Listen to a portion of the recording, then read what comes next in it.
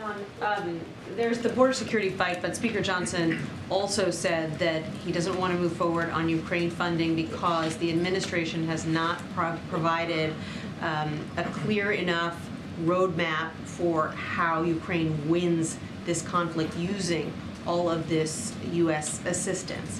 What more can the White House do to lay out that roadmap for Congress?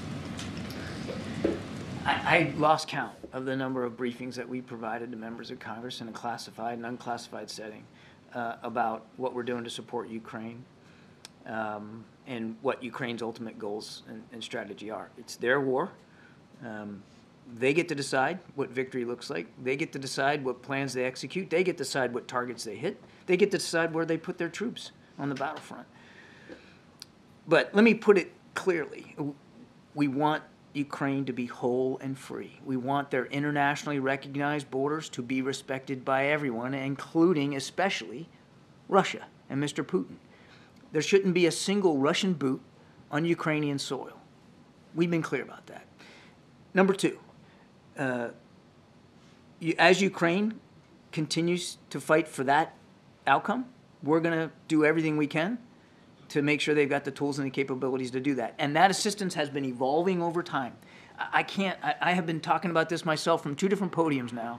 It's been evolving over the last 2 years as the war has evolved. And we have been nothing but transparent with Congress about each and every security assistance package that has been delivered to Ukraine. Every single one of them, including the one I just talked about, is done in full consultation with members of Congress. Number three, the issue of accountability. We actually share the concerns over that. We've been sharing concerns over accountability of those systems and those weapons since we started giving them to Ukraine. And I'll tell you something else. The Ukrainians are also concerned about that. They've said that they also want better accountability in their own system for where these munitions and these systems are going. And we have added personnel to our embassy, military personnel into our embassy staff for that purpose alone, to work with the Ukrainians on accountability.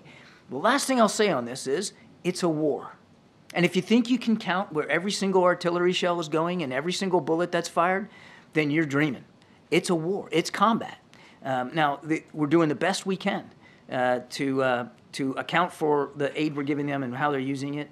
We're giving them training on how to do it, and we're even doing retraining on how to do it, including some pretty sophisticated systems like Abrams tanks and now F-16s.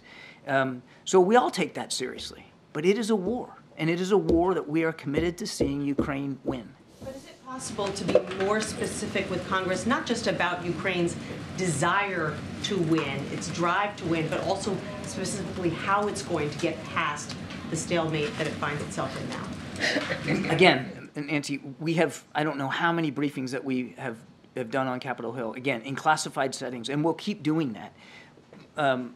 We certainly can be held responsible and answer questions about what we're doing to help Ukraine, our communications with the Ukrainian armed forces and what they need and why we're giving them what we're giving them, in what scale and in what time frame. But it is Ukraine's war. They have to be the ones speaking to their plans and their operations, their tactics, their targets.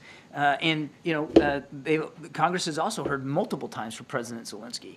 And I have absolutely no doubt that President Zelensky will be more than happy to continue to inform members of Congress going forward.